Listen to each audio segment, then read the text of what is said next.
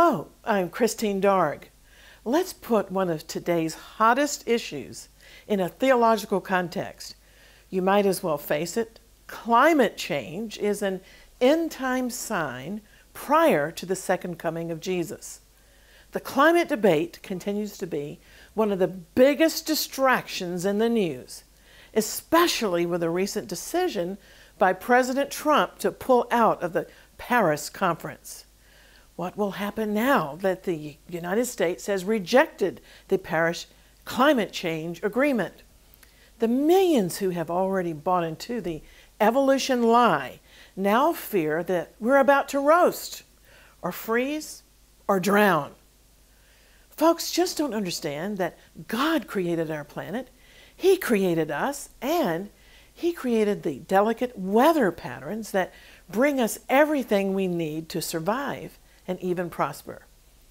We're not here, of course, to abuse or trash this planet, but we're to use its resources until Jesus returns and restores this planet.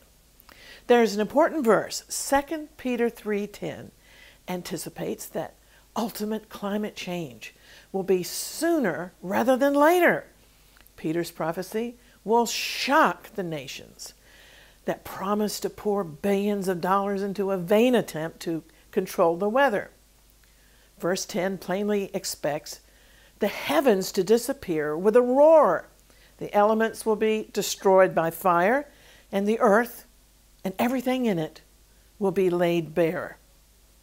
As if that picture of planet Earth wasn't enough gloom and doom, in his end-time briefing to his disciples on the Mount of Olives, Jesus also predicted major climate change at the time that the Jewish people are regathered here in Jerusalem and in Israel in their ancient homeland. Jesus prophesied the sun will be darkened and the moon won't give its light. The stars will fall from the sky, and the heavenly bodies, Jesus said, will be shaken. And then will appear the sign of the Son of Man in heaven. And all the peoples of the land will mourn when they see the Son of Man coming on the clouds of heaven with power and great glory. And he said he'll send his angels with a loud trumpet call, and they will gather his elect from the four winds, from one end of the heavens to the other. That's in his Olivet briefing in Matthew 24. Meanwhile, the liberal media is attacking President Trump over totally unproven climate change theories or projections. Tragically, they're biblically illiterate. Theories of climate change aren't a priority when there are pressing issues at hand, such as terrorism in our very midst. To look at this issue from a Christian perspective, we need to accept and even appreciate that our planet is disposable.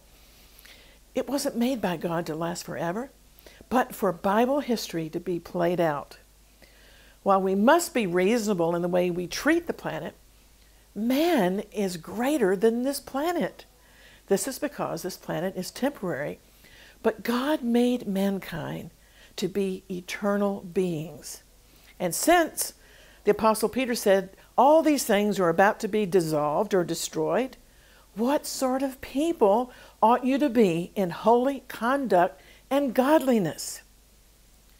Principles in the Word of God, no doubt, teach us to be good stewards of our planet, of our environment.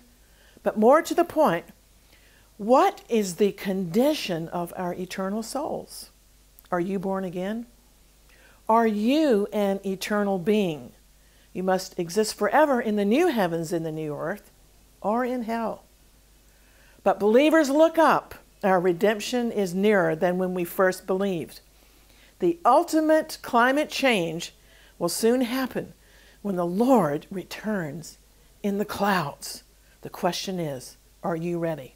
If not, get ready and call upon the name of the Lord while there's yet time. From Jerusalem with this prophecy update, I'm Christine Darg. Shalom.